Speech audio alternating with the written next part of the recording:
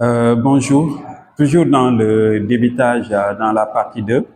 Dans cette partie 2, la première des choses qu'on va faire, c'est de montrer les différentes séparations d'une demi-carcasse, hein. D'ailleurs même, j'en profite pour dire que quand on a une carcasse, de par le biais de la fente, c'est-à-dire par l'opération de la fente qui consiste à séparer cette carcasse en deux parties à peu près égales. Comment? Le long de la colonne vertébrale. On obtient deux demi-carcasses. Donc deux demi-carcasses. Donc les deux demi-carcasses sont obtenues par une opération de fente de la carcasse. Donc qui consiste à séparer cette carcasse en deux parties à peu près égales le long de la colonne vertébrale. Donc on obtient les deux demi-carcasses. Maintenant, une fois qu'on a les demi-carcasses, une demi-carcasse peut être séparée en quartiers. Donc, c'est-à-dire, si on a une demi-carcasse, cette demi-carcasse peut être séparée en deux quartiers. Donc, un quartier que l'on va appeler quartier avant et un autre quartier que l'on va appeler quartier arrière. C'est-à-dire, si on a la demi-carcasse, elle peut être séparée en deux parties. L'une partie, la partie antérieure, qui sera appelée quartier avant, la partie postérieure, c'est-à-dire vers la queue, qui sera appelée quartier arrière. Donc, le quartier avant, c'est la partie antérieure d'une demi-carcasse. Le quartier arrière, c'est la partie postérieure d'une demi-carcasse. Mais comment se fait la séparation? La séparation peut se faire soit par la coupe pistolet ou la coupe pistole, ou soit elle peut se faire par une coupe franche. Quand on dit coupe franche, c'est une coupe continue qui passe entre cinquième et cinquième et sixième côte. Donc cinquième et sixième côte. Ou elle peut se faire grâce à une haute coupe franche qui va passer entre dixième et onzième côte. Donc dixième et onzième côte.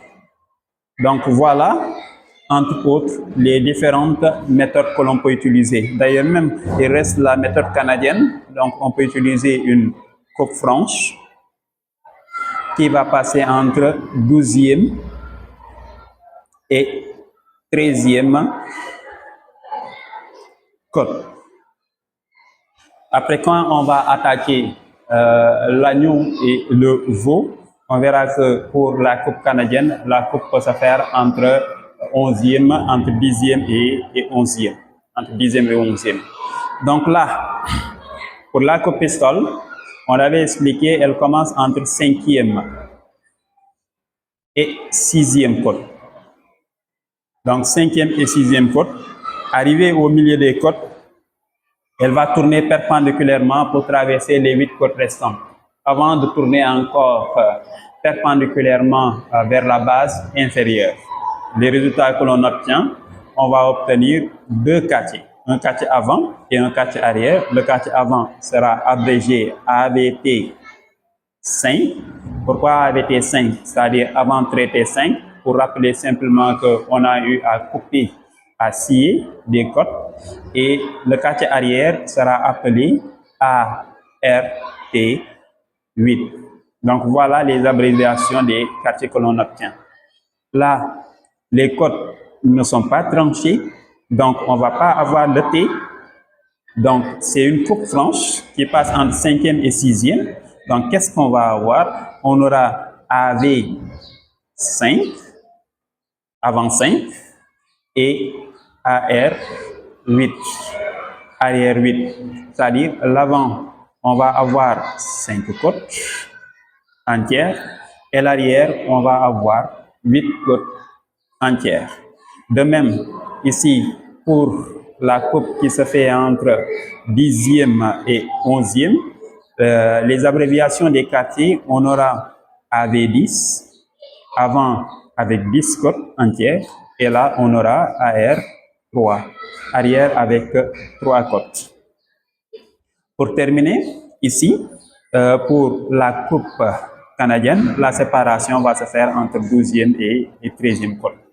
Donc voilà, entre autres, les méthodes de séparation des quartiers avant et quartiers arrière. Soit on peut utiliser la coupe pistolet, ou on peut utiliser une coupe franche entre 5e et 6e côte, ou on peut utiliser une coupe franche entre 10e et 11e côte, ou on peut utiliser une coupe franche entre 12e et 13e côte, à savoir la coupe canadienne. Maintenant, venons-en à l'arbre de progression de la séparation de la coupe parisienne du bœuf. Si on a une carcasse de bœuf, donc là, je mets carcasse. La carcasse est coupée pour donner les 2 demi-carcasses.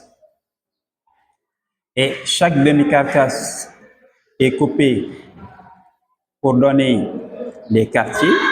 Donc là, on va avoir quartier avant. Et là, on va avoir quartier arrière. Le quartier avant, qui est abrégé, on travaille avec la coupe pistolet, ABT 5, est séparé en 5 parties, c'est-à-dire en 5 morceaux de demi-gros. Le quartier avant est un morceau de gros. Il peut être débité, il peut être séparé en des morceaux de demi-gros. Après, les morceaux de demi-gros peuvent être séparés en morceaux de détail. Donc, le quartier avant est un morceau de gros, il est séparé en morceaux de demi-gros. Les morceaux de demi-gros que l'on peut obtenir, c'est d'abord jarret. Quel jarret? Jarret avant. Après, on va avoir collier.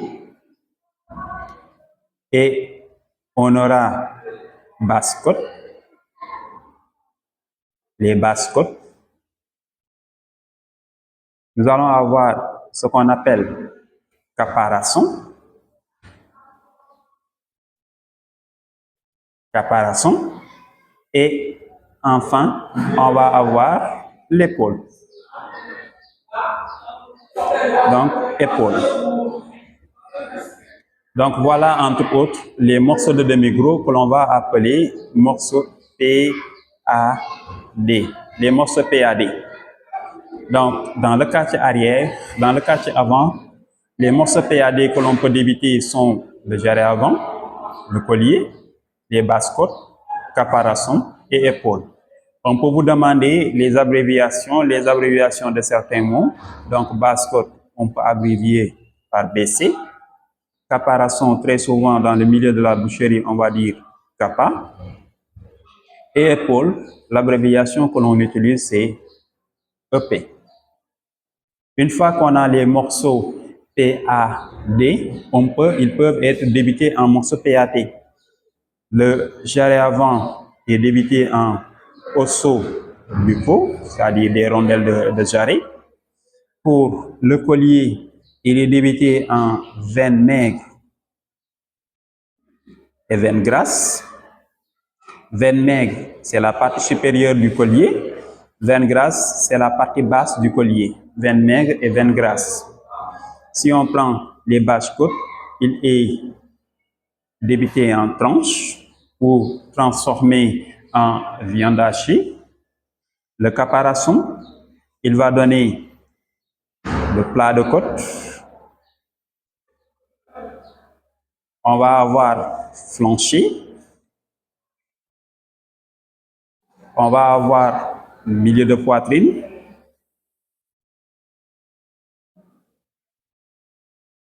On va avoir un gros bout de poitrine. Et enfin, on aura andron.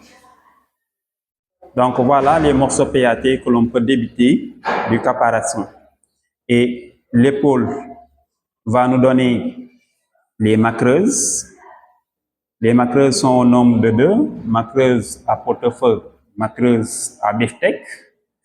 Et les jumeaux, Les jumeaux également sont de deux types, jumeaux à pot-au-feu, jumeaux à beefsteak. Les pot-au-feu, ce sont les morceaux à cuisson lente. Les beefsteaks sont les morceaux à cuisson rapide. Et le tout est séparé par un morceau que l'on va appeler le paleron. Donc là, ce schéma-là, c'est l'arbre de progression de la côte parisienne du quartier avant, donc qui est débuté en morceaux PAD avant d'être débuté en morceaux PAT, morceaux PA tranchés. Il nous reste pour le quartier arrière, donc on va le traiter dans une autre vidéo.